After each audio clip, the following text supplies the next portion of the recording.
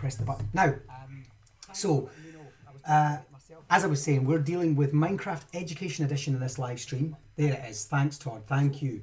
And what we're going to be doing is we're going to be talking about the Education Edition specific features, those features that are only in this version of the game, and those are the features that we use to create education specific lessons and experiences for our children. Now, you might be wondering, if you're relatively new to this, you might be thinking, but what is Minecraft Education Edition? Why is that?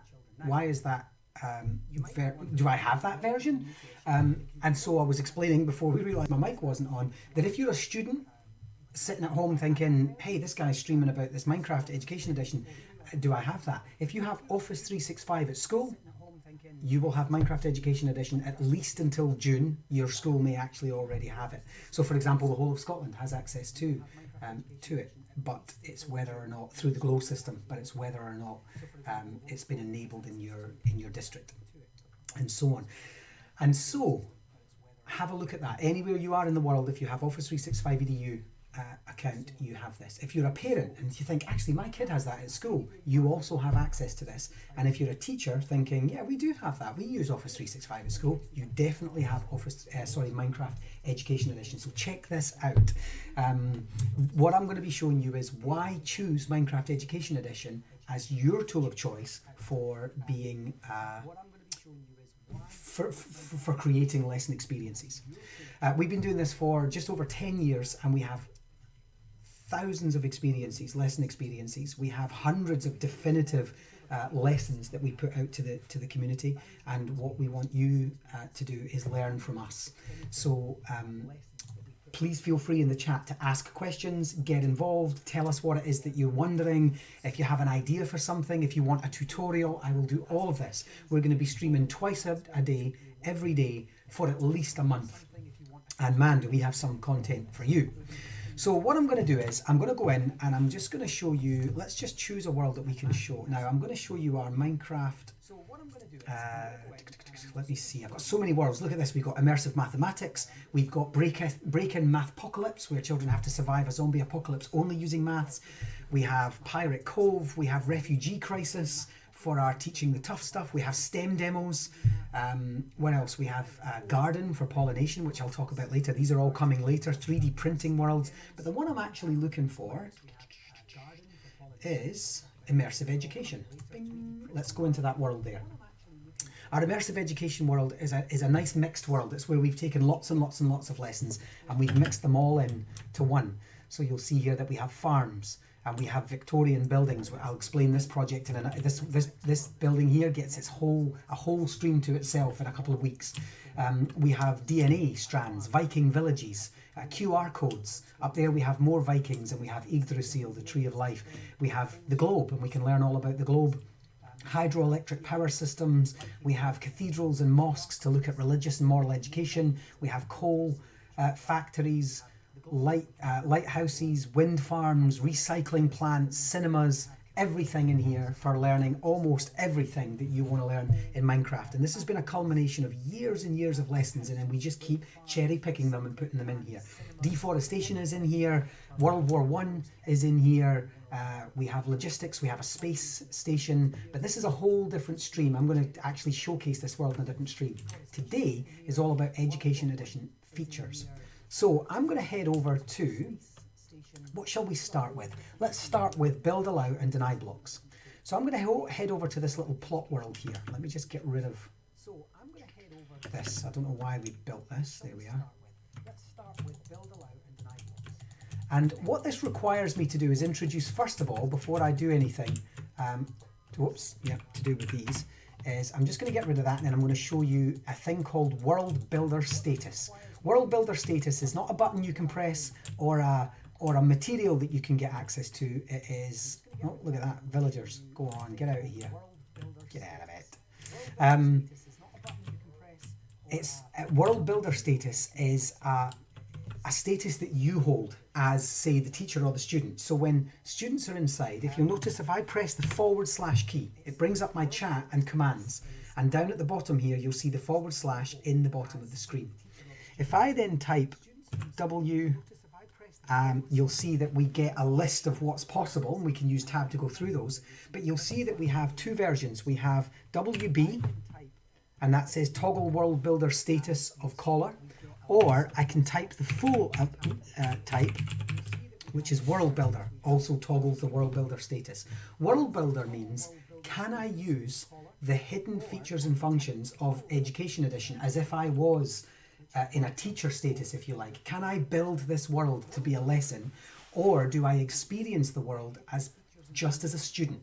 All right, so / world builder, and then what you would do is you would do true, and you'll see there, oh no, actually true doesn't work, apologies, they changed that. So it would just be world builder, and what it does is it toggles. So you'll see there it says world builder status is updated to false.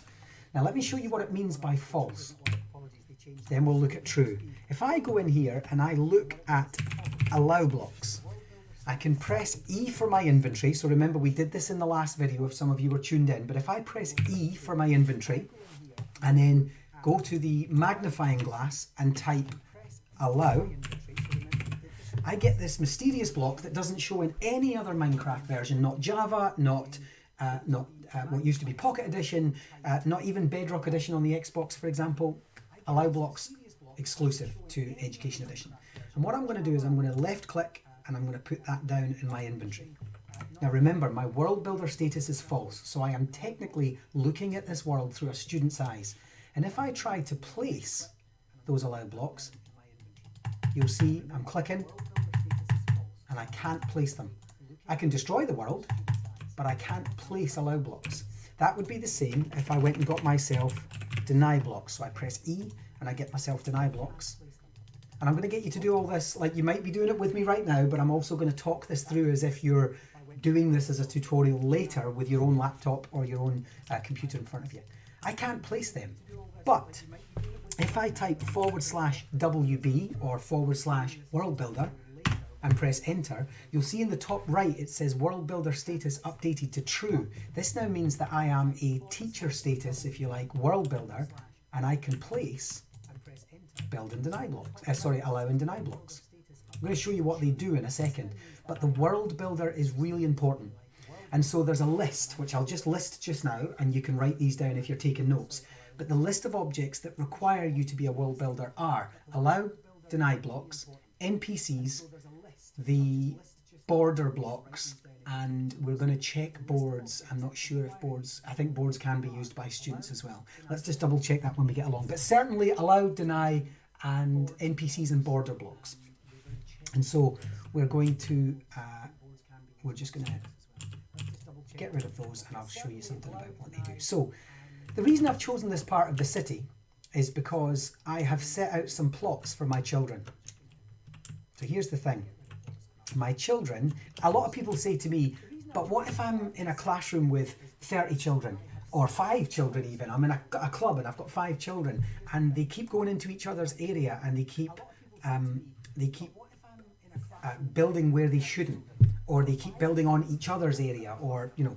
So I say, look, set up little plots. Take some time to build a little flat area, make some fences. That's all I did here, was made some fences, and then I signposted them. So this is student 8 plot, and this would be student 9 plot, for example. And when I go in here, you'll see that they have a little plot. This is where I want them to do their lesson. I want them to build their version of DNA, or I want them to build a piece of land with a small farm, and we're doing mathematics, and we want to know that their land can do X amount of crops, X amount of carrots, times, you know, and we're going to do that. Yeah, something that's plot based, something that's area based. Now, if I'm a student, now let's remind ourselves of how we do that. We test being a student by switching World Builder to false. Right now, I can dig holes in this ground, and I can just chop, and I can build, and I can do whatever I want in that ground. I can also leave, but I could even knock the fence down if I wanted to. Yeah, but what if I had selected, and here's the crazy thing, they can also go and they can chop the world down around them. They could go down to the beach and they could chop this down, and they could chop that down, and they could take things away. And I don't want them to do that. I want them to stay within their little, I'm going to fix this. I want them to stay in their little plot. So here's the thing. In one of the last videos, we looked at the settings. What we can do is we can go into settings of this world, say we're the host of the world. We're the teacher. We've just set up this world and we want our children to join us. In fact, I'll take you out and show you how to do this properly. Let's imagine we're starting this world again and we go into the settings of this world. This is one of the worlds we made earlier. Ignore the fact that says pyramids. There we are. We're going to go all the way down to the bottom, and in our settings, and you can see how we do all of this in a previous video, but if we go to show classroom settings at the bottom, you'll see immutable world. So let me just show you that one more time. You go into the world, you go into the world settings, and you go all the way down to the bottom, toggle show classroom settings, and check for immutable world. I'm going to switch that on. And what that means is, can the world be mutated? The answer in this case is, or is it immutable? Can it not be? And I'm going to say in this case, it cannot be mutated. The children can do nothing with it. So now I'm going to go in and I'm going to go back into that world. I'm going to click play. And I've made it immutable. So if I'm in student mode, which I am, I can do nothing. I can't chop, I can't build, nothing. It doesn't matter if I'm in the pen. Do you remember that bit that I knocked off over here earlier? I can't do that. I can't go down to the sand. I can't knock anything out in the water. The world is entirely untouchable to me. So then, as a teacher, I can go into teacher mode, remember, /WB, and I can take allow blocks. And I can say, okay, I'm going to destroy and place. Left click, right click, left click, right click, left click, right click. And I'm just going to do that quicker for the sake of the demo. Oops. I can even bury these. So let me just, after I finish this row, let me show you what that looks like buried. So I can put one there, one there, one there. And then I can cover them over, but we'll just do another row. And then that will probably make about half of this pen. Oops. There and there. Okay. Doesn't matter how deep down they are. And then what I can do is I can cover these. There we are. So, what that means now is, if I go back to student mode, /WB, and we look for it up at the top, world builder status updated to false, so I'm now a student, you'll find that I can't touch anything here. I'm going to try and place. I can't place anything, but I can place here. So suddenly I'm allowed to place anywhere where there is one of these below me and above. I can place anywhere above the allow blocks. And so if I did that, if I just took an hour of my time, you know, teachers spend a lot of time planning for lessons. So if I just make these up, these little plot worlds, alternatively, you can just contact us and we can send you out a little pre-made plot world of tell me how many kids you've got and I'll set it out for you. And we'll get that out to you as a single world that you can just stick your kids in. But ultimately, you just take the time to make those little plots with allow blocks, and then your children can only build inside that plot. And then you just assign them a plot and say, right, David, you're over there, Sarah, you're over there, Todd, you're over there. And then you give them their plots.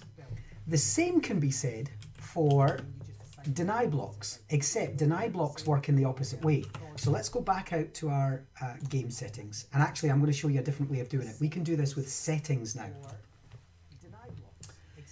And then when we go all the way down to the bottom and we click on show classroom settings and then untick immutable world, the world is no longer immutable. So even if I'm in student mode, WB true, sometimes I have to toggle it back and forward just to make sure. So I'm back in student mode and I can destroy anything I want.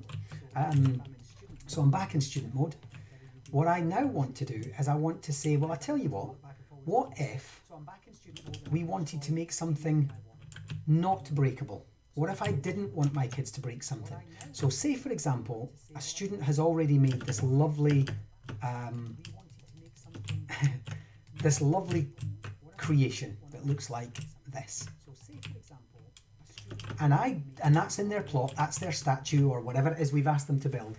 And I don't want other kids to be able to destroy it. I can protect that using deny blocks once it's been done. So you do this afterwards. What I can do is I can say, I tell you what,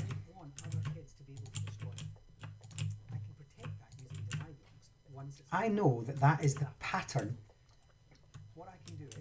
If you're looking down at it from above, that and I should have used a different color actually. Let me use a different color. That would have helped. There we are. So that is that pattern there. And I'm just going to change the, there we are. Let's just change that.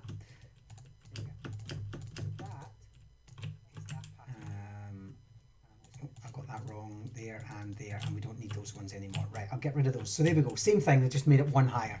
So there we go. So this is our wonderful creation, and I don't want the other kids to destroy it, even by accident, because it happens.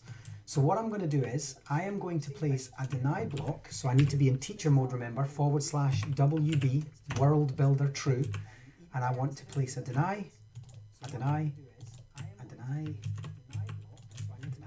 and a deny block. Now let's just cover them up, and let's imagine that they just aren't even there. Okay, as far as the students are concerned, there's nothing there except what the other kids made. If I now go to student mode, and I can destroy anything else except that, even the outside ones, because underneath there's a deny block that says you can't touch me. And just to prove concept, /WB as a teacher, let's just get rid of that one, and let's imagine we'd forgotten to do it at the back. /WB to become a student.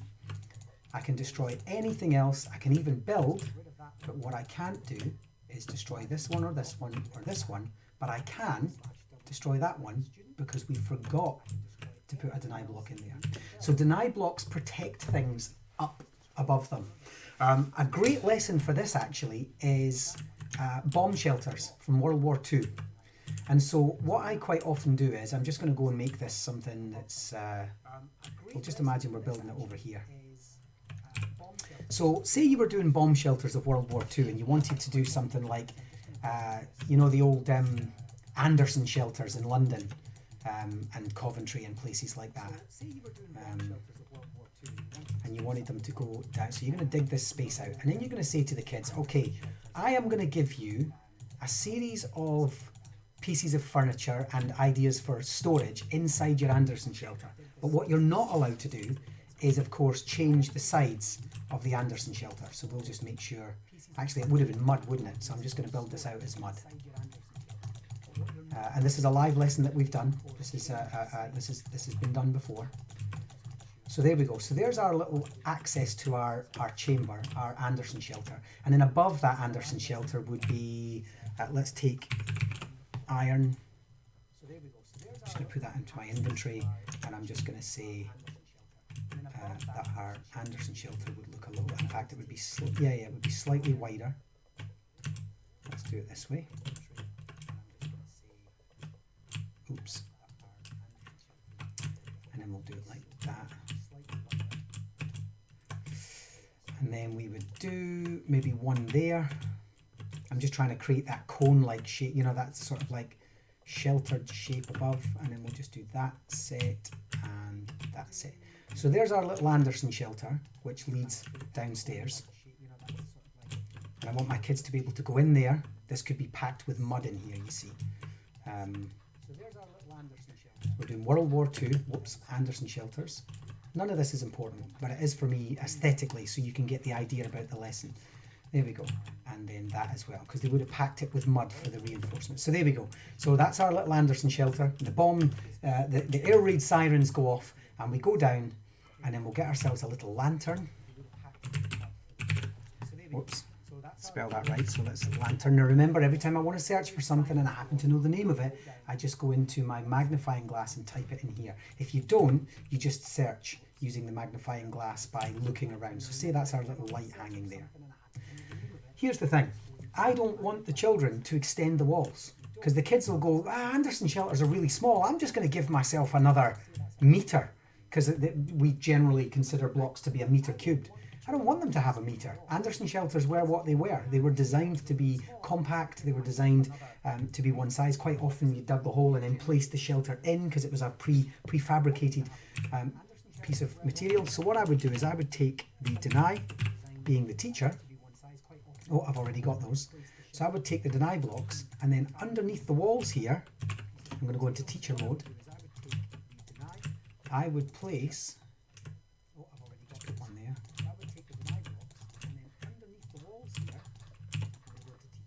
put one there and one there and one there and one there. And it means when we put the mud back, here's what our children can do. Let's jump back outside and make ourselves students again. When they go back down, they're ready to start their lesson. They've been given this bomb shelter and they've been asked to go down. And then what they do is they say, right, first thing I'll do is I'll dig out the walls. And they can't. The walls are stuck. They have it. Whoops, I got rid of my light. They have a set space within which they can't. We could even do the floor. Well, you couldn't do the floor actually because you'd want them to build on that. They could dig down, but we obviously tell them not to. But what we can do is we can say to them, right, let's get our bed. And so we're going to make a little bed. Let's take brown. It's unlikely that it was fancy colours. And actually, just a little hint: if you want a bunk bed, you can't place a bed on top of a bed, but what you can do is you can place some soil and a bed. Then you can get rid of the soil and place another bed, and then you can maybe get some wood. Let's just take some log. Just to make it look a bit more sturdy. There we are, and we create a little bunk bed, and that's actually very likely that you would have. You would have that. So there we go there. So that's a nice way, because quite often teachers will say to me, I love it, I get it, I can see what it does, but is it only used for protecting student builds like the one we did over there? And I say, well, no, actually, there's lots of ways you can do that. We quite often do it if we don't want the children building in certain areas. So for example, we have this, this dome here, which is an agricultural dome for teaching children about foodstuffs. And I don't want them building in certain areas of the dome. Let's just go in and see that. We talk about food and food growth and so on. And what if I don't want the children building on the paths? So underneath here are all deny blocks, but in the fields, there are blocks that they can plant seeds and things on. And then I give them an area where they can build a laboratory. And I say to them, you're allowed to build your laboratory there. And everything else is denied. Or it's an immutable world and only one area for the laboratory is allowed. So build allow deny blocks just give you that extra security as a teacher, knowing that certain areas will not be accessible, certain areas will not be buildable, and so on. I think I'm going to leave that little shelter there. I'll maybe come back to that. It's quite a nice addition to my city, right? I'm not entirely sure why it would be needed at this point, but we'll see. Actually, we could try this. We could do... let's try this. Let's build, because this is how the lesson went, by the way. The kids did their little... I'm just going to build this all the way up. Then I'm going to get rid of every other one except the one at the top. There we are.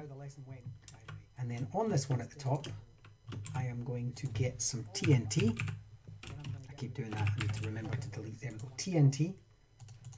I'm going to get a flint and steel.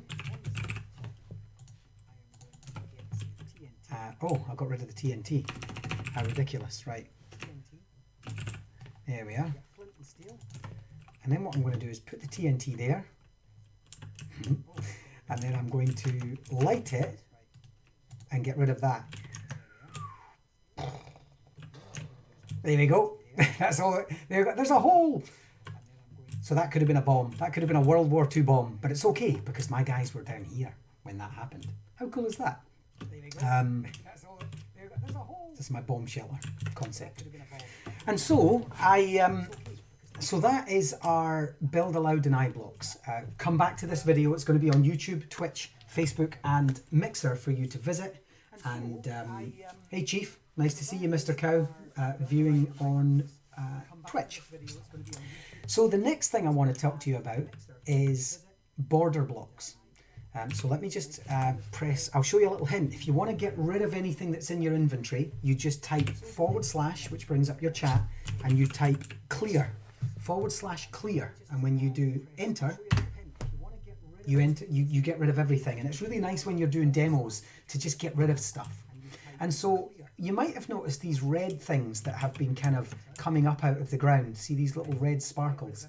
They're coming from border blocks. That was the bomb. I see what you did there, Todd. I see what you did. And by the way, Todd, I think congratulations are in order. Am I right? We haven't seen each other since your great news. I'm really happy for you. So here we go. We've got in here you'll see where they're coming from. If I just stand, I'm going to go teacher mode so I can get on top of these things, but you'll notice that if we kind of stand this way, you'll see that they're coming from there. These are what's known as border blocks. And the way border blocks work is, again, they're for helping you to kind of keep areas, keep students, or in some cases, the entities, and I'll show you a great example of this, out of a given area. And so, here's where this comes in. I've built my plot, and then all around my plot, and this one's open so you can see it, but all around my plot as a teacher, I've placed border blocks. Let me show you what they look like when they're just placed on the ground. They look like that. There we are. I bury them underneath, and then as you can see, we just cover them over. So if I open that up, you'll see that they're underneath there. Okay, border blocks do not let you out. They're invisible, essentially, but they don't let you out. My only issue with border blocks, and I'm going to put this out there just in case anybody on the Minecraft Education Edition team is tuned in and listening, is I don't like the red stuff that comes from them, and I know why it's there. It's to help you to see where they are if they're hidden. But it's just not a great effect for some of the lesson worlds that we're trying to build. And so what we've ended up doing is changing that so that they don't emit that stuff. But we've had to do that in the coding, and most people aren't able to. So I wonder if there would be an option to have a border, a signaled border and an unsignaled border. That would be great. I'm writing a wish list for them as we speak, so I'll add that on there. Note to self. But here's how it works. If I select the plot, and then what I do is I cover it over. So let's say I've covered this over this little bridge, and I say to Todd, Todd is one of my students, and I say, Todd, this is your plot. Let's get a sign and write that in there.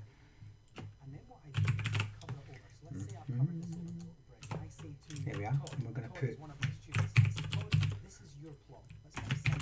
Todd's plot. Okay, and then we're going to place Todd in there. This is first thing in the morning. You're just about to do this 45-minute lesson. Everybody's already been given their plots. They know which plot, and then they head off. Once Todd is in there, bearing in mind I'm still in teacher mode, I'm going to close the door. And then, if I swap to World Builder False, so I'm now Todd, I literally, even if I'm flying, I cannot get out. You'll see I'm stopping every time I reach a corner or a wall. I'm going to head over to this corner now. That's it. I can't get out. I'm stuck inside this plot. And I can do whatever I want inside the plot, but I can't get out. And a plot world is really handy for that, because sometimes, and it happens very, very rarely if your lesson is genuinely engaging and doing what it's supposed to do, but sometimes you get a kid that's like, I'm going to go over there and steal some materials from someone, or I'm going to go over there and I'm going to knock that down because it's better than mine and I don't like that, or something, you know, whatever. And so this is a behavior management tool. It's a pedagogical tool, digital pedagogy, to say, actually, we're going to keep you where you are. You're going to go to this desk, you're going to go to that desk, or you're going to be in that corner, you're going to be in that corner. And they soon forget all the distractions. They know they're in their little bubble. And actually, there's a lot of psychological reading around this, psychology reading around this about children like that. There's an aspect of this sort of the child's mind and the learning mind that says, I don't want an open world. I don't want chaos and absolute freedom. I want to have the freedom to be creative in this space that you give me. And so we find that these plot worlds work phenomenally well, particularly for younger children. It's too much for them. It's overwhelming if you say to them, hey, welcome to this world. Go find somewhere to build. They're like, oh, and they go and they take ages to find a plot and a little piece of grass that they can build on, or they want to build in that particular area because it's got nice trees. Or take that away from them and say to them, I've given you this gorgeous little plot world. Everyone's been given a little plot. Go build on it. They love it. They absolutely love it. And it's one of the reasons that plot worlds in particular, which is a type of Minecraft world in Java, is so popular. When you get on servers, they have plots that they can go into. It's like self-policing. It's just incredible. So, and then when it's time for Todd to get out, the teacher can come along and say, nice one, you're finished, Todd. Out you get. Bearing in mind, this would always have been there. And so these would always have been covered up. But not for this demo. There we are. And so what we end up with is this little thing. Now, here's the thing. The reason I built this one here is we can also add villagers or sheep, oops, or cows or zombies or skeletons or anything. So if I add a sheep in, let's just build a bridge actually so that we can watch what happens if the sheep knows there's a way out. So if the sheep knows there's a way out and the villager knows there's a way out. Probability. Here's a maths lesson for you. What's the probability of the sheep escaping first? Ta-da! 50-50, right? Or is it? I don't know. I mean, it depends where I placed them. Depends how long they were in there for. Depends which one's closest to the door, right? Or which one moves first. But that's a random algorithm. So who knows? 50-50 probably. What if there was 2 sheep and 1? There he goes, and they're out. But what if I did that again? Sorry, sheep, but you're going to have to move. Bong. There he goes, he's off. What if I did that again, but this time, what have I done? Oh, there it is. The border blocks were in, the bridge was closed, and the villagers and the sheep knew that there was a door there. When would they escape? So he's going to try, but he can't. He's been stopped at the door. He's going to try, but he can't because he's been stopped at the door. And so we can actually contain what we call entities within the game. Now that's quite handy if you want to do something like the refugee crisis and you want to create a boat that shows too many people crammed into this boat and you don't want them spilling over the side and you don't want them falling in the water, so you just border them in. Or we used We Are the Rangers, and in fact I'm going to see if I can find that. Let me show you an example of when we found that there's an echo. There definitely shouldn't be an echo. Is everybody hearing that echo? We weren't getting an echo this morning. Let me check OBS. Nope, we've only got one mic plugged in and no other computers. Checking sound on this PC. Nope. And on that one, nope. The webcam sound is off. And headphones are in. I don't know what you're hearing there.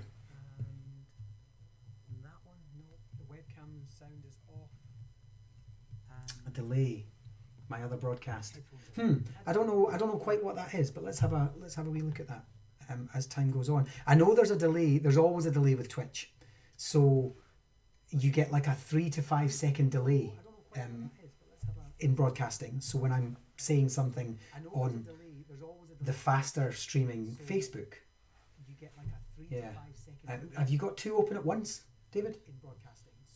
You maybe got 2 open at once. Have you got Facebook as well as Twitch open or something? Yeah, it's a lag. Yeah, there's always a lag. That's unless you're watching on Facebook or something like that.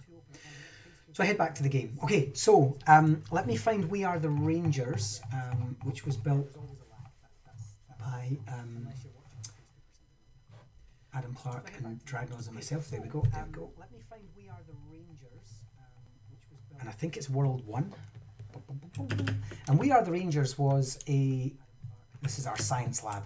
Check that out for an awesome science lab. Oh, cool, huh? Oh, our things are missing there. I don't know why they're missing. But anyway, I'll head over here. We normally have a big map of Africa over there, but that's okay. David can hear everything I say twice. I have no idea where that would be, David, because I genuinely only have one. I only have one mic plugged in. Let me know if anyone else is hearing that problem though, because I need to fix that going forward. But we didn't get it on this morning's video. But if I head off to, so this was all about exploring the roles of rangers in Botswana. And one of the things we had to do was this guy here. This guy here, we made a rhino with a tiny head. Check that out. Cool guy. But Richard is, and we're going to do NPCs next. It's not because I'm on, I shouldn't really put too much time into this, but there's definitely no reason why there should be an echo. How bizarre. Anyway, Richard is rhino ranger, and he looks after the rhinos. And so I needed to show Richard looking after a rhino. And the problem is, if I take a rhino, and in this case a rhino is a sheep. Is it? Yeah, a rhino is a sheep, I think. Oh, I need to be teacher mode to spawn these. Oh, a sheep is an elephant. Whoops. There we go. What's a rhino then? A rhino, it can't be a cow. It can't be a pig, because a pig's a warthog. I don't know what a rhino is. Anyway, answers on a postcard. What did we make a rhino out of? Because we just changed the animals that it already has. But anyway, in order for me to have Richard standing beside a rhino, the problem is you'll notice that the elephant has gone walkabout and now it's coming back. And creatures will just wander about all over the place. And so what I had to do was way underground, around this rhino, so these blocks here, all the way round, and way underground, like 50 places underground, 50 blocks, is borders. And it just means that that border continues all the way up into the sky, and the rhino is stuck in place. So when the students reach Richard, they can see that he's tending to a rhino. So it keeps it in that space. All the way up into the sky, and the rhino is stuck in place. So when the students reach Richard, when you pause the Facebook, you hear nothing, of course. Yeah. We'll keep looking at that. I'm wondering if I've got something open in the background. Let me see if on my...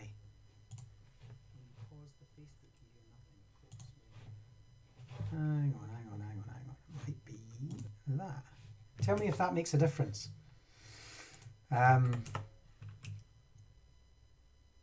Yeah, tell me if that makes a difference. I'll keep talking and you can let me know. So what we've ended up with is this rhino stuck in place, being bothered by snakes. I'm not entirely sure why. And then that gives us our idea of what... Oh, there's warthogs there, look at that. Hey, little guy. Yes, you.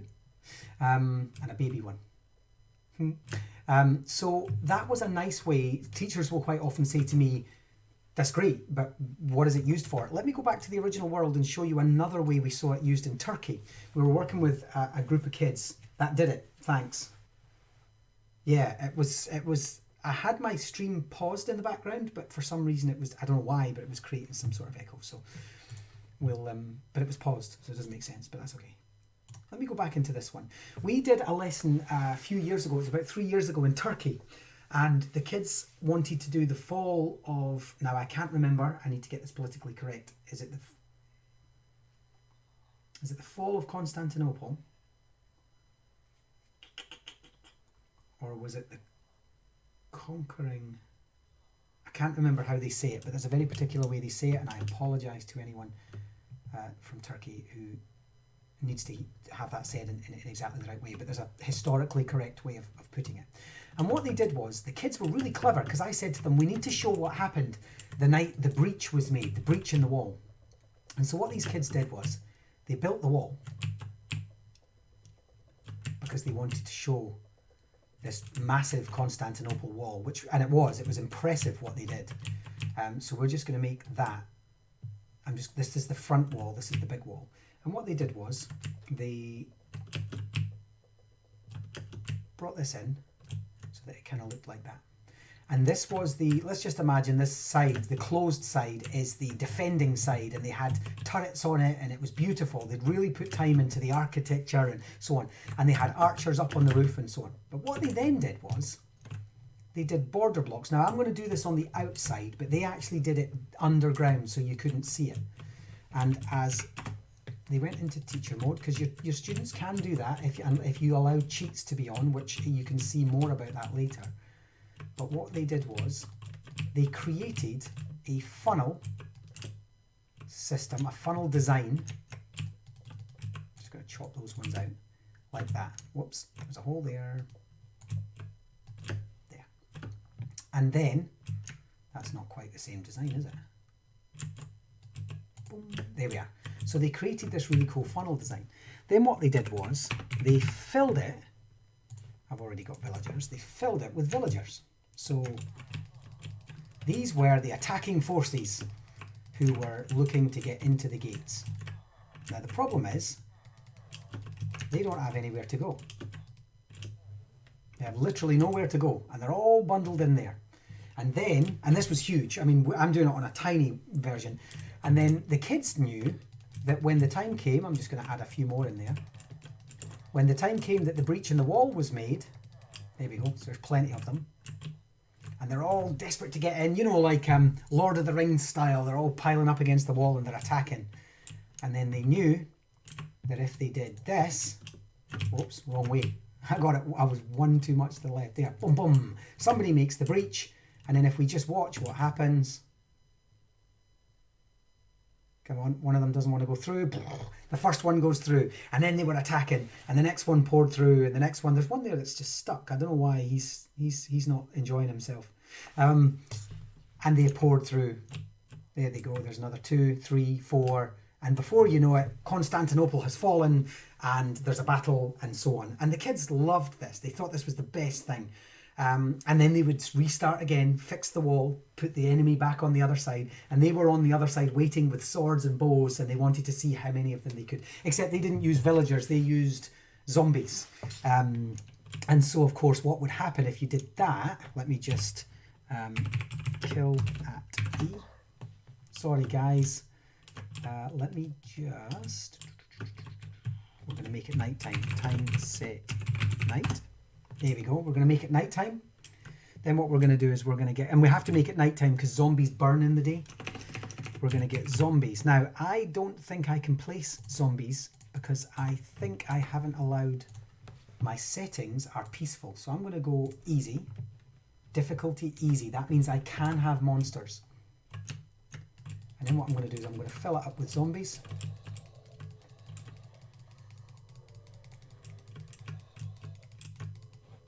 And then what I'm going to do is I'm going to go to this side and I'm going to go game mode 0. You'll see that I'm now in survival mode. Actually, I should give myself a pickaxe first, just to make this far easier. This is what the kids were doing. So I'm going to give myself a diamond pickaxe, and then I'm going to give myself a bow and arrow. So we're looking at the fall of Constantinople in this case. And I am the defending forces. There we go. So all I've got is my pickaxe and my bow, and I can fire arrows. And then I'm going to take my pickaxe, I'm going to go back to game mode 0. So there we are. So I'm now ready to defend. And when I go up and attack this, you can see the zombies on the other side. Ah, the kids are in already. And then the zombies are going to, I've got to attack. I've got a bow. Where are we? Oh, I'm rubbish. It's not working. Oh, I've run out of arrows. That's what it is. It's not working. Help. Oh, I didn't give myself any arrows. You died. And so they were able to defend, and it was super, super, super high energy, and the kids loved it, and they were defending their city, and it was this big history lesson all about how the ancient city of Constantinople had fallen using the border blocks. So let me just game mode 1 and time set day. There we go. We should put the sun somewhere like there. Okay. So let me head back to the city just so I can show you what that what the next tool is.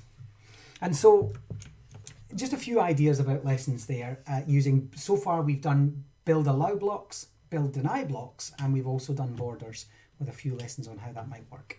Next thing I want to show you is NPCs. We've already seen what those NPCs look like. The other thing I want to do is switch off monsters, because I just saw a meeting, a board meeting in here between, they're gone now, but I saw a creeper meeting a zombie. Not in my office. And so if we head back to our little plot world where I like to do the demos, we are going to add an NPC. Now let's just say I didn't want a sign. Signs are standard in Minecraft, and we're going to do signs later. But let's say I didn't want a sign. Let's say I wanted something quite specific, like, in fact, let's go to a different area because I've got an idea for one of these. Let's go here.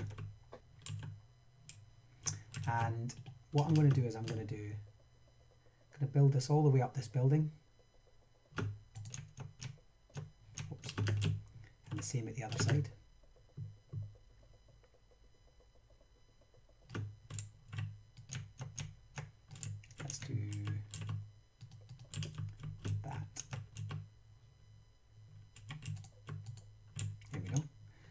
then down here, we're going to do the same.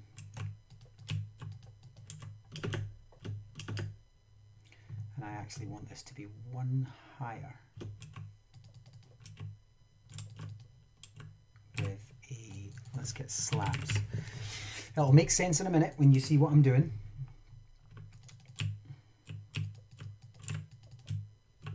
There we go, that'll do. And the same here, we're going to do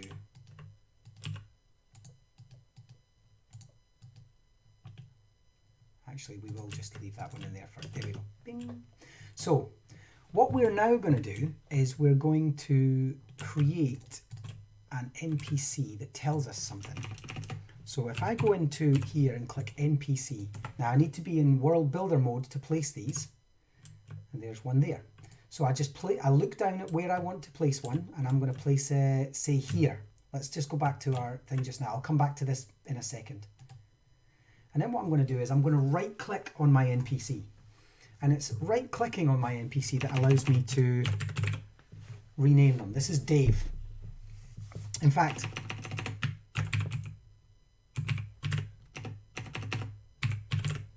there we go, it's Melissa.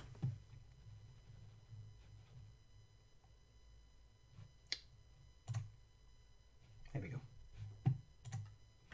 And then we're going to say, hi, welcome to your own, whoops, we'll just spell this.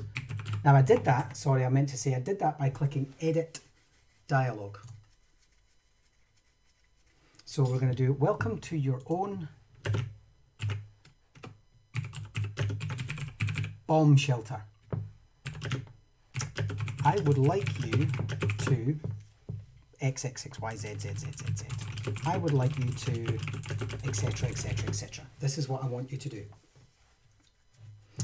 So we can give our students specific instructions. We can even give them using advanced settings materials, but let me show you before we do that what this looks like. If I go back to student mode and the kids then come into this lesson, the kids can then go up to this Melissa and go click and say, hi, welcome to your own bomb shelter. I would like you to, so then they take their instructions and they head on in and they do that. Now, what is really important is you can do so much more with that. Let me just check. Yeah, it's the correct way of doing it. So I want to go back into /WB. And then what we can do is we can click on advanced settings. And it's in here that we can add a URL or add commands. So I want to click URL, and that's going to be www.bombshelterbonanza.com. Now, I'm not going to test this website live, just in case, but if there's a bombshelterbonanza.com, I will be amazed. Somebody test that for me and let me know. And then, and what we can do in here is that instead of making it learn more, we could say research here. Because we want them to research bomb shelters of World War II and look at what their designs and so on were before they go in and build one up. So let's have a look at that. Let's go for /WB. So we're going to go back to student mode, and this time when we head to Melissa and we right click, we're going to see, hi, welcome to your own bomb shelter. This is what I would like you to do. So there's their teacher instruction, and then research here. And if they click that button, bomb shelter decorating on a dime, exactly right. And what happens is when you click research here, it will minimize Minecraft and it will open up the exact website you gave them. So you can lead your children to resources outside of the game. And it doesn't think about that. That just has to be a web link of some kind. It doesn't have to be a website. It could be a OneDrive location with multiple things in it. It could be anywhere on the cloud, of course. It could be OneNote or you know your Google Suite or any of those sort of outreach cloud-based things. Doesn't exist. Thanks, Todd. I love that you checked, Todd. I love that you checked. And by the way, if I was you, I would buy that website because if things keep going the way they're going, we might need it. So research here, minimize, maximize the web, takes you to any location you want, and you can make that button anything you like. But here's what else you can do with them. If we go into spawn NPC this time, and I'm just going to have him, let's build, and I need to be a student, I need to be in teacher mode. So I'm going to have him stand, why is that not letting me? Oh, look at them, they're not allowed in there. There's loads and loads and loads of them. Dun, dun, dun. There we are. That's because that is not high enough. Look at that. So there's a height limit. Your NPCs are actually slightly larger than 2 blocks. So let's just go up and change. You just bought it. I bet you did. I bet you did. You never know. I don't want to cast any aspersions about Americanisms or whatever, but it sounds like an American website that should already exist. You know, just saying. And so if we go in here and get spawn NPC, I'm going to call this guy Elevator Bob. And Elevator Bob, here's some more skins. Elevator Bob looks like this. And he's your elevator friend. And he's going to say, going up. There we go. And here's what he's going to do. He doesn't have any more dialogue. He also doesn't have a particularly interesting website for you to visit. But he does have a command that you can add. And by command, we mean the sort of things that you do with /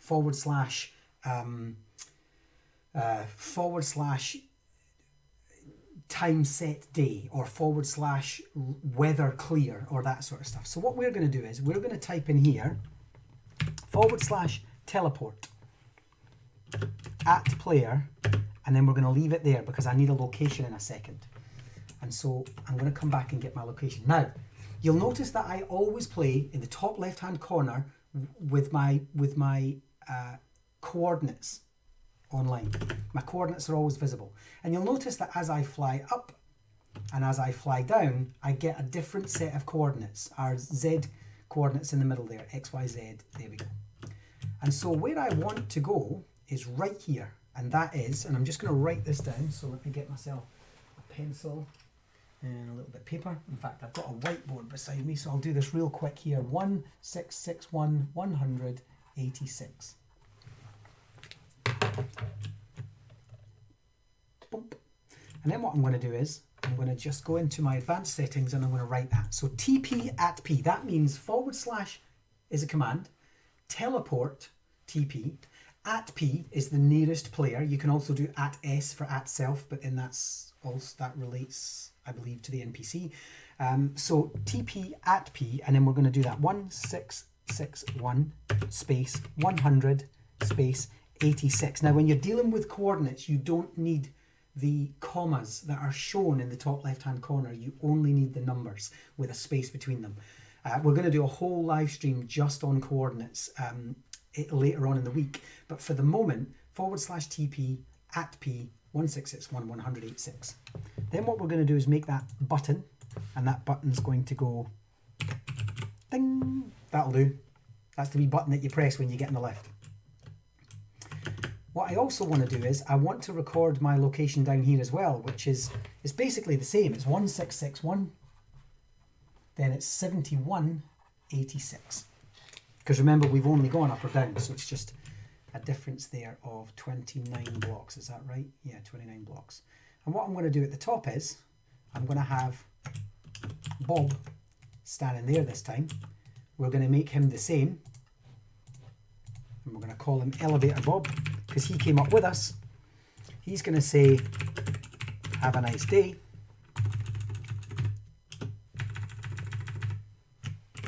In fact, no, the reason, well, we could. Let's try that first. Let's have that. So when we go down to the bottom, here's what we're going to do. So as a student, / WB, we're going to walk into the elevator and we're going to go, hey, Bob. And Bob's going to say, going up, ding. And when we press the button, we automatically appear at the top. So let's do that again.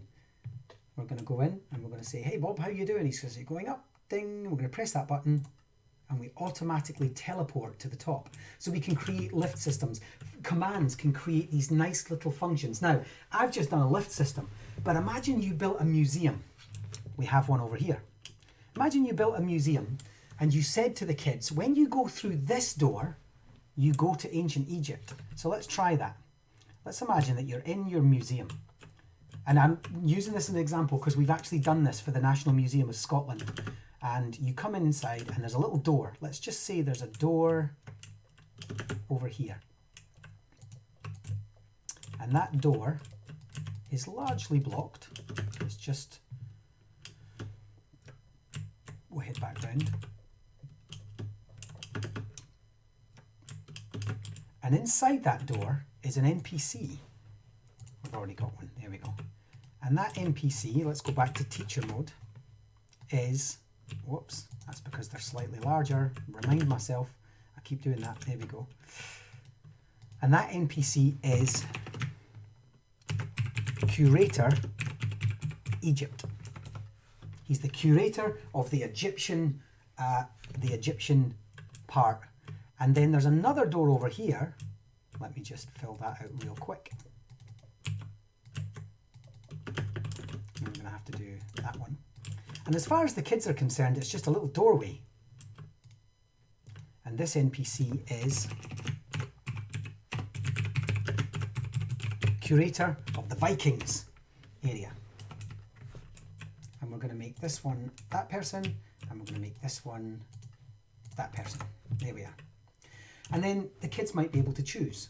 So before we do that, we need to go get our coordinates. So let me just go and show you what I'm talking about.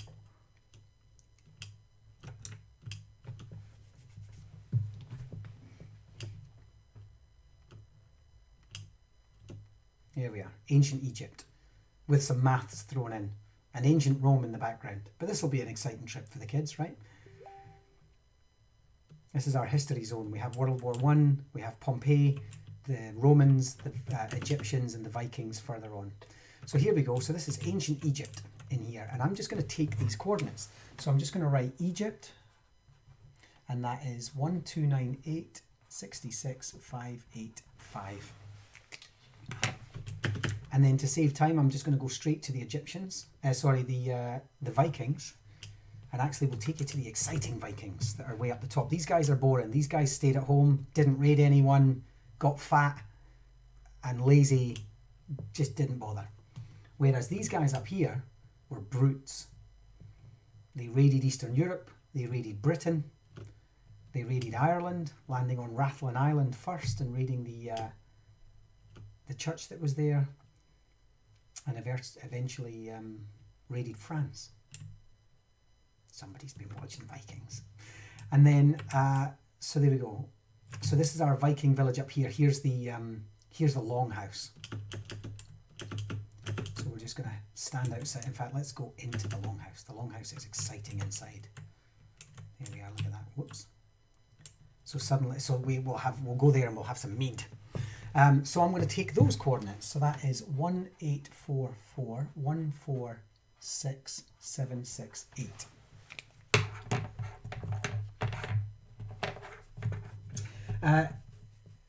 Yep, no worries, David. David's asking, when I say teacher mode, do I mean, I keep calling it teacher mode. It's probably not great practice, but I've been doing this long enough that this is the language I use and this is how I help my customers to understand what it is that I'm doing. What I mean by that, David, and I'll just repeat this just now for the sake of yourself and anyone else who's joined later, is when you press /WB, it's technically World Builder. And I call it teacher mode. When it's true and it's switched on, it's teacher mode. It means you can use things like NPCs and allow deny blocks, etc. If it's off, if it's false, you're in student mode and you experience the world as a student. Slightly different to the operator, the OP, etc. Yeah, exactly. Thanks, Todd. And so WB is currently false, which means I'm a student and I cannot place NPCs. I don't have control of that. Whereas if I press /WB and toggle it back to true, I can place NPCs. So it's a teacher mode, if you like, which allows you to do more things in terms of creating the experience. So what I'm now going to do is just head back over this wonderful world. Let's fly over the reservoir. I wish we could move faster. That's also on my wish list, is a creative mode speed up.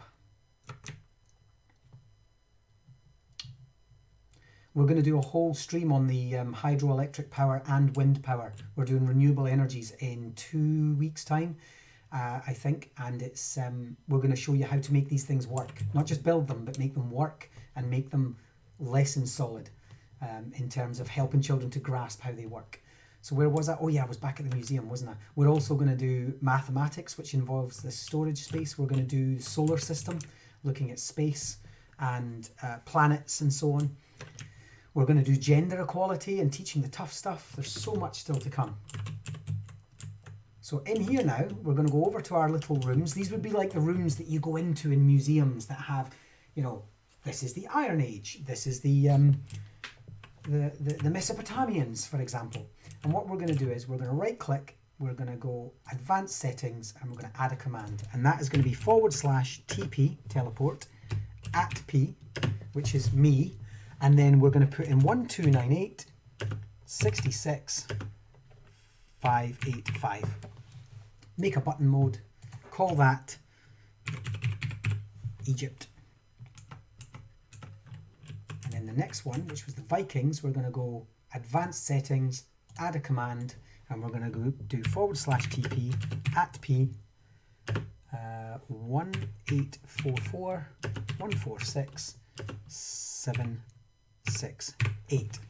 Button mode, Vikings. Okay. And now, if I /WB to test this as a student, so I'm now in student mode, you'll see in the top left it says World Builder status is updated to false. When I go in here now, I can say, what do I want to see today? I know, I want to see Egypt. So I go over to this curator and I say, I'd like to see Egypt, please. Of course, Egypt. And suddenly I'm in Egypt. That's a cool museum, right? That's an awesome museum. And then I would make a button here that took me back to the museum itself. But that's a cool museum. That's like night at the museum. And you can get scooped off to the real place. Sadly, I'm going to have to manually go back. But that's okay. We'll do the Vikings last. But that's a cool experience of having your child. And I'm just using a museum as an experience. What if you were doing mechanics and you wanted to teleport them to different parts of a giant engine that you and your students had built? What if you wanted to do food and farming practices and you wanted them to go from Britain to America to Botswana to China to look at the different farming mechanisms that they have and so on? What if it's just a great way of doing it? What if you wanted to put them inside the human body and you wanted to take them from a human cell to DNA, or you wanted to take them from the human heart to the human bowel system, but you didn't want them to have to follow all of the organs and you wanted to just teleport them to the appropriate learning space? That's what we're doing this for. And in Vikings, hi there, Egypt was quite interesting. I think I'll go to the Vikings now. Bing! And suddenly we're inside a Viking hall. How did we get here? And then we can go back, in this case manually, although I don't think I will. I think I'll just build up here now. Yggdrasil, the Tree of Life over there, and so on, and Viking ships. And so that takes me on to my next piece. What we done? Allow, deny, NPCs. Now, let's look at cameras. What's lovely about this is I'm going to get the book and quill, and I'm also going to get the camera, and we're going to show both of these at once. There we go. I'll just get rid of everything else so it's not a distraction. And actually, for this one, let me save and exit this world. I have a good world we can use for this. Let's go to, I'm looking for one of my toy box worlds.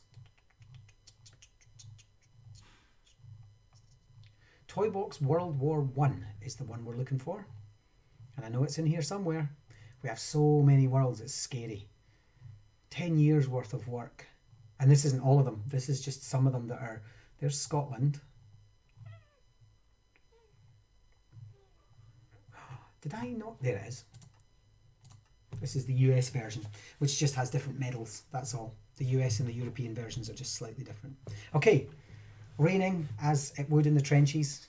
And over here we have Manfred von Richthofen, who can talk to us. Hey fella, how you doing? You can see there, back to the NPC piece. During World War I, pilots started by flying reconnaissance missions, eventually graduated to dogfights. We can check out a website about World War I aviation. We can take them to their notes page, and this takes them to their class notebook, or they can learn more, and so on. A class notebook in OneNote. Let's go to game mode 1. So we can fly around. This is our World War I trench, and I'm just going to stop the weather because the weather can be hampering, certainly when we're in a stream. But if I just stop the weather, you'll see that we've actually contained the entire World War I trenches model into an old World War II briefcase, as if it's been opened up, and inside is an example of the war. We have a glass, a broken glass which has flooded the land. We have artillery bombardment, we have a poppy field. These are all lessons. We have NPCs down here, we have tripwires, artillery falls from the sky, and you have to make an artillery run to get more ammunition. It's fantastic. It's an absolutely fantastic set of lessons that we have, and I'll post where you can get a hold of stuff like this later. But for the moment, I want to show you what the book and quill and camera can do. Okay, so with the book and quill and camera, if I right click on the book and quill, you'll see that you have pages that you can fill out. This is really simple to do. And with the camera, you'll see that I'm carrying the camera, and I can go around and I can take photographs. I'm going to show you how to use both individually and merge them. So first things first, let's take the camera. Let's imagine that we were a war correspondent and that we had to catch, or a spy, and we had to catch pictures of the enemy lines. So in this case, I'm going to go up to the top and I'm going to get a picture just by right clicking. I've got the camera in my hand and I'm going to right click and I'm going to go up and I'm going to go into this bunker. Oh no, you know what I've done?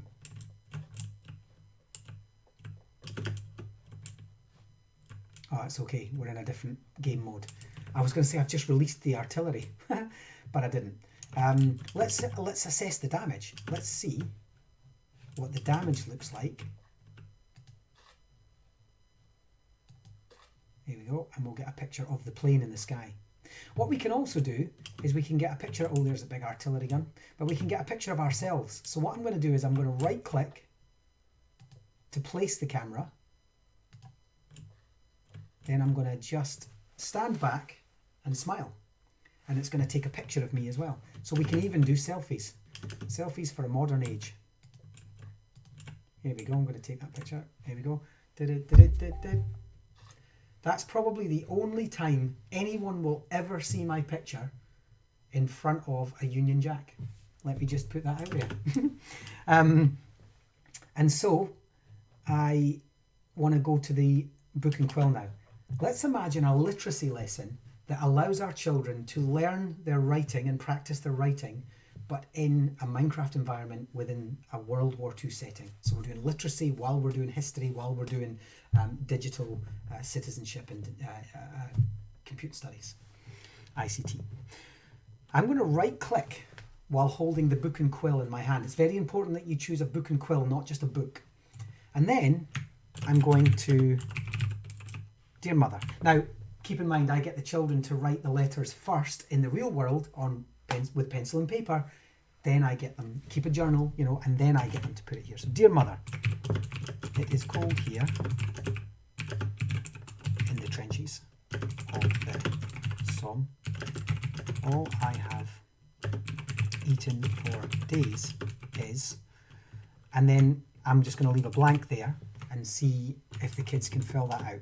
So I might write a letter for them and just leave blanks. So actually the Somme would be a good blank. Where are we? Underscore. All I have eaten for days is, and then the children have to go in and fix that. When they're finished, maybe they write the whole thing themselves, but when they're finished, we can write, you know, on day 2, etc., etc. Tell me how little baby James is, etc., etc. We could even write this in a different language. Why don't we get our kids writing letters in German to help them to empathise with the idea that not all German soldiers were Nazis and that many of them were men and women, just like the British men and women or the French men and women or the Russian men and women. And maybe we could talk about that human aspect of the loss of war by looking at different languages and clothing and culture and currency while we're doing that, religion, ideology, while we're doing that. Maybe we could do that. But what we can also do is, if I just take this out, is I can also click on the pencil at the bottom and I can add a picture. So I'm going to just add this one of me in the trenches. Me. Freezing. There we go. Yes. I'm glad you think that's a great idea. And thanks for watching on Twitter. I'm beaming out to so many platforms, Diana. So that's fantastic. So, me, freezing. And then we put that in there. And then what we can do is we can sign it. When the kids are ready, we can click sign and they can say, you know, World War I journal. And then they can sign and close. And here's the thing. Once it's signed and closed, it can be opened, but it cannot be edited. It can be exported to a PDF or a text document with JPEG pictures. I tend to just ask for it as a PDF, and it automatically comes out and is sent to you as a single PDF, or is saved locally as a single PDF, which the kids can then upload to their OneDrive or their OneNote or other cloud services. What we can then do is they can also give it to me. So say I'm the teacher and I have a chest waiting somewhere, and I'm in this world, but I just want the kids to drop their stuff in, say it's in here. This is the mail, this is the little mail bunker. The kids would come along to the mail bunker, open the chest, and they would submit it. And you'll see that I see that says World War I Journal by Stephen R. That's me. So all of my books are marked. I know who did them. And they go in and they pop it in there. And then later I appear as a teacher and I take them all and I put them in my inventory and I open them up and I can see what they've done. I can even export manually myself and have them all come locally to me rather than having the kids do it. Oh, I spelled the wrong. Look at that. And I can mark them on their grammar. I can mark them on the extent of their literacy skills. I can mark them on their spelling. I can mark them on how many things they got right. Did they mention the Somme or Ypres? Did they talk about the kinds of food that they've been eating? Has their research been reflected? Has everything I've taught them over the last 3 weeks been reflected in this 10-page letter that I wanted them to do? How do you give them a book and quill to fill in? That's a great question. So there's two ways of doing that. They can either get their own, Diana. Diana's asked, how do we give them a book and quill to fill out? If we press E and we go into our inventory and we search for a book, we can take a book and quill. And we can take that and another one and another one and another one. And then what we can do is we can go in here and we can place all of the empty book and quills in there and we can just let them come and get one. You know, there's 27 spaces in there, so we might create a double chest just by putting one next to the, whoops, why did that not work? How interesting. Look at that. So we can create a double one and then just, that gives us more spaces, so we can do that. Alternatively, get the kids to do it themselves. I don't always have the kids in multiplayer worlds. Some people really get quite agitated about, you know, what happens if this is multiplayer? What if it, and I say, actually, I give my kids their own version of this world and I let them do it themselves. And so they can just go into their inventory and they can get a book and quill. They can do it themselves and then they give it to me. So there's different ways of doing that. But I would definitely recommend, if you've got a multiplayer game, give them a place to go and take a book and quill, and they're able to do that. How do you leave one that's, yes, so good. How do you leave one that's pre-filled out? So there is I'm trying to decide if time-wise I can show you how to do a clone command, which is really, really nice. You know what? I'm going to do it rather than making it a separate stream, although I think I'll do it as a separate stream later. It's a great question, Diana, because I have struggled with this myself and then learned a clone command which allows us to clone the book as often as we need it to be. So here's what I would do. What you could do is you could pre-fill one out. So let's just say I take one. Say you've only got 3 kids and you know it's just going to be easier than doing a fill command to say, you know, letter X and blank, blank, blank, blank, blank is the answer to blank, blank, blank, blank, blank, etc. Oh, I spelled answer wrong, but it doesn't matter. Okay. Say that's what you want to do. Don't sign it. All you then do is you just take that and you put it inside there, and when they lift it out, they will have that version in there. No, let's do it. And it's great that you want to Google it, but let's actually do it because it works wonderfully. It really does. So here's what I do. I'm going to take that.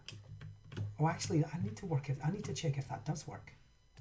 When I take that out of there now and go into there, let's just test and see if it works, because I've done it with closed books. I don't know if I've done it with a pre-filled out book, other than giving the kids it manually. Let me see if this works. So what I'm going to do is I'm going to hide a chest down there, and inside there I'm going to put that book. But what I want to know is, before I do that, what is the location?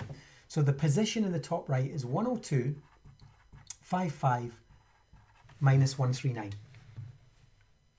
That is the location of that chest that I am about to place. I'm going to place it there, and I'm going to put the book in it. Then I'm going to go to the place where I want it to be cloned to, which is minus 105.58 minus 137. You're not cloning the chest as such. You're cloning whatever is in that space to this space. It could be anything. And then I'm going to hide that chest there, so the kids won't know it's there. Then I'm going to get an NPC, and we can make him, there we go, we can make him a rather dandy looking British soldier called General Bookings. General Journal, that's what he should be. I should have thought of that. General Journal. And what he's going to do is, he is going to have a command, which is /clone, and then we're just going to do minus 102.55 minus 139. Remember your minuses, they're super important. If it's a minus, use a minus. If it's not, don't. But it's equally as important. Oh, and then we need to do this again, because what we're doing is we're telling it to capture the area between 2 points. It just happens to be 1 point, so we just tell it it's the same point. So we need to do minus 102.55 minus 139. So clone this point to this point, just happens to be 1, to our second point, 105.58 minus 137.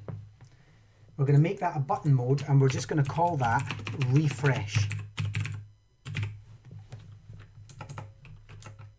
So now, when our students visit this chap as a student, /WB, remember our original book is down there. When we visit this and click refresh, a chest should appear, and inside that chest should be a book that has that in it. Now, I've taken it, you'll notice that I've taken it out of there. I'm actually going to take it away and destroy it. So I'm just going to take it over here, and I'm going to throw it in the next trench, which is there. There we go. I no longer own that book. It's also no longer in there. But if I go back to my chap here and I click refresh, and I go into here, the book is back. And when I do that, it's got the things in it. Ta-da! How's that, Diana? So that allows you to, yeah, right, Thomas? That is amazing. And to give you an idea of where we use that, let me just go back to save and exit. I'm glad I can do these things, because I do these things in lessons all the time, and it's nice to finally be like, oh look, we can do this without, you know, I love the live streaming aspect, because then I don't have to physically travel to, like, you know, South Africa or and then that's great to do that, but I don't have to. So let's go into the art world. I can reach so many people. Now remember, these videos are going to be stored on YouTube. They're going to be revisitable on YouTube, Twitch, Facebook, and Mixer. So at any point you think, what was that he said again about cloning a chest? Get back in, subscribe to our YouTube channel. Details to follow. And I will just check out YouTube, search for Immersive Minds, all one word on YouTube, or 2 words, Immersive Minds. I can't remember exactly how it comes up. But check this out. If we go into our art world, which I'm going to do a whole piece on, you know, looking at, we did a whole piece on classical art. There's going to be a whole stream on this in about 6 days time. So just, I'm doing this twice a day, every day for at least a month. But if you come down here, you'll see that we meet Michelangelo in this 1 to 17,000 scale replica of the Sistine Chapel. If we click on Michelangelo, he tells us a bit about himself. My name is Michelangelo, an Italian artist, etc. And you'll see I've got refresh the book. And the reason we need to refresh the book is because Michelangelo's book in here is finished. And when you go in, it's really long. I do not want to have to write this for every student. It contains lots of pictures about, you know, there's a statement there. I lived for 89 years. My contemporaries were Leonardo da Vinci. Look around the Sistine Chapel and see my creations, etc., etc. This was a really long book to write. And I'm not going to write it 30 times. So what I did was I hid it somewhere. One thing I will say is you need to hide it somewhere nearby, because Minecraft only works in chunk areas. And so if you leave a chunk, trees will no longer grow. If you go far too far away, animals don't spawn, trees don't grow. It's all to save memory. And so if your book is too far away and you say refresh the book, the computer's like, well, what book? Because it's too far away. It's forgotten it had a book. So somewhere nearby in here is the original book inside a chest. And let's just say I even get rid of the chest. When I click on Michelangelo, because kids will do that, kids will go, oh, miss, I got rid of the chest. If you click on Michelangelo and you click refresh book, you get your chest and your book back. Let's do it again. And now we have 3 versions of exactly the same book, and we can go and give it to 3 separate children if we want to. And so this is the world we originally learned to do that in. So there's lots of little hints and tips over the next month that I'm going to be showing you with stuff like that. And so since we're in the art world, and I'll just do it in the gallery here, we've done photographs, we've done pictures, we've done book and quill. What I didn't show you, which also links to that, is the portfolio. Here we go. We've almost had 100 people in tonight, by the way. Across different platforms. Twitter's got a bunch, Facebook has a lot, Twitch has got a number of in it, and also Mixer and YouTube. So we've got almost 100 people in watching this from all over the world. It's fantastic. Your portfolio is, oh yeah, it's going to tell me that there's nothing in there, and the reason there's nothing in there is because in this particular world I haven't taken any pictures. There's a thing to remember. Your portfolios are linked to the world that you took the pictures in. You can't transfer them over in game. So if I want to take a picture of this guy, hey man, smile, bleep. Oops, I'm going to have to get further back from him. NPCs don't like you to get too close because then they want you to talk to them. And I'm also going to take a picture of that. And now when I open my portfolio, this is different from a book and quill, it's just a portfolio. You can see and caption your pictures in there. So art guy, art sign, there we go. And you can delete them if you want, and you can keep, say you take 10 pictures but you want the one that's just right, well you can do that, and so on. And so that's your portfolio. So now let me show you, we've done allow, deny, NPC, camera, book and quill. All we have left now are, we've also done border, all we have now left now is boards, posters and slates. So I'm just going to do / clear, and then I'm going to get myself, that's E for inventory, then I'm going to click on the magnifying glass and I'm going to get slate, I'm going to get poster, and I'm going to get myself a board. And I'm also going to get myself a sign just to show you the difference. There's lots of different wooden signs there. Signs work like this. If I place a sign on the wall and it says, hi, click to change me. Now, if I walk up to that sign, I can read it, right? But if I click to change me, it doesn't. It gives me another sign in front of. It treats the sign like a block, and it says you've placed it, you've dealt with it, you've done it. It now takes up that whole space. If I place another one, I end it, and it's just weird, and it doesn't work. And so, what I use instead are, I'll go to a wider wall, slates, which are 1 block, posters, which are 2 blocks, and boards, whoops, I'll move that along one, which are 3 blocks by 3 by 2, 3 by 2, 2 by 1, 1 by 1. And what we can now do is we can click in there and say, hi, click to change me at any time. And we can also go into our poster, say, yo, what he said.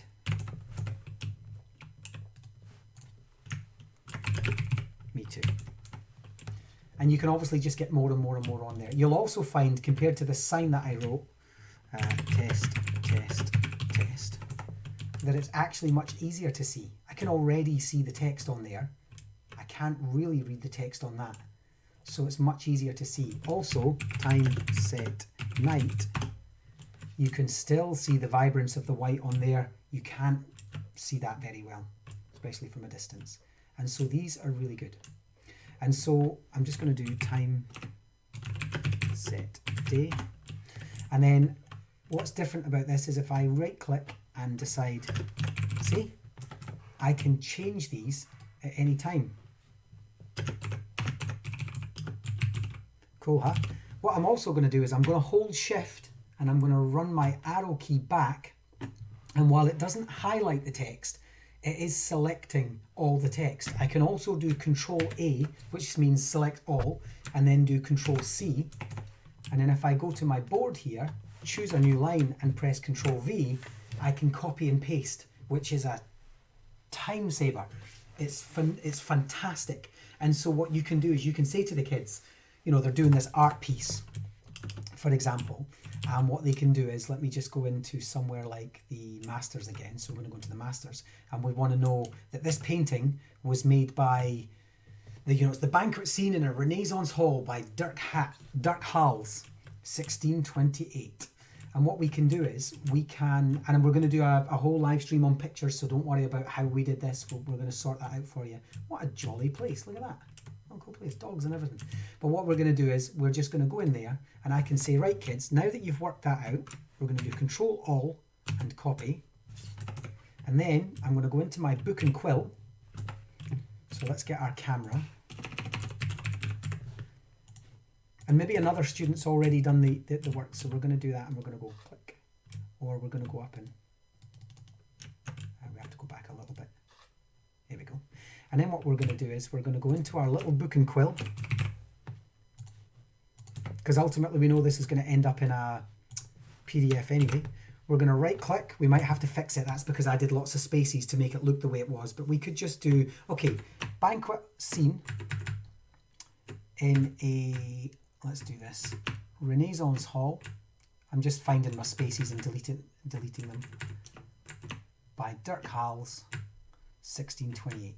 And then what we can have our children do is write about it. So on the next page, so underneath we're going to say, in this painting, I can see, for example, and then on the other side, they're going to show us what they mean by that. They're going to show us that this is the painting they're talking about. And suddenly we've taken this beautiful gallery world and we have the children writing about it, thinking about it, researching it. There could be an NPC beside there saying, head off to this web page to check out just exactly what happened when this artwork was stolen in 1928 or whatever, and so on. So there's so many ways. You'll see that we've actually used these instructions. One of these paintings is missing a date. Can you find the painting and research when it was created? Who created it and what is it called? It turns out it's this one over here, I think. And it's something like Man in Red Cloak or Man in Hat or something like that. And you can find out when that was made and so on. And so we can give the children instructions. Can you make a picture using only pixels? Find the creation of Adam and see how many pixels separate Adam from God. So then they have to go around and work out which one is that is, and so on. And so we can use slates, posters, and signs to give children instructions and have them follow follow instructions and answer questions using those platforms. And so I think I'm going to leave that there. I'll get rid of these because this is an active world that we use and I don't necessarily want it with those in it. I'm going to leave the stream there. This has been a good stream. It's been longer than most. We're now into almost an hour and 40 minutes, but I think it's been worth it. We've covered all of the essentials of Minecraft Education Edition specifically. We've done allow blocks, deny blocks, borders, camera, portfolio, book and quill, NPCs, boards, slates, and posters. These are all things that are exclusive to Minecraft Education Edition and will help you to create meaningful, relevant, engaging lessons that matter to your curriculum, matter to your students, and have high impact, and will help you with the digital pedagogy that's going around Minecraft if you're in any doubt. Tune in tomorrow at 12. Yes, do ask your question. I'm going to finish up, but do ask and then I'll see if I can get back to you. Tune in tomorrow at 12 o'clock GMT and also 6 o'clock like we did tonight GMT. I'm going to be doing 2 of these every day for at least a month. And tomorrow we're going to be looking at biomes. What can we do with different biomes? Why does it matter to have an ocean biome or a desert biome? What are the differences between them? Why does it not rain in the desert, but it rains constantly in the jungle? And the clever little things that you find in those biomes that can help you to create those lessons using the right environment. And then in the afternoon, we're going to be looking at mobs. What are mobs? What do they do? Why do we have animals? Why are they important? Not just for survival mode, but for lessons as well. How can we use mobs to do math? How can we use mobs to do literacy? How can we use mobs to create environments and systems of thinking that push our children from one piece to the next? Narrative. How do we build narrative with mobs? So when we talk about mobs, what does that look like? In terms of your NPC and code editor, Baldolf, we're going to be covering that, particularly with the code editor. So you might want to look out for that in a future stream. For the moment, I'm going to say goodbye and I'm going to go and eat. So thank you very much, everyone. Good night, stay safe, stay healthy, look after yourself and your loved ones. Bye.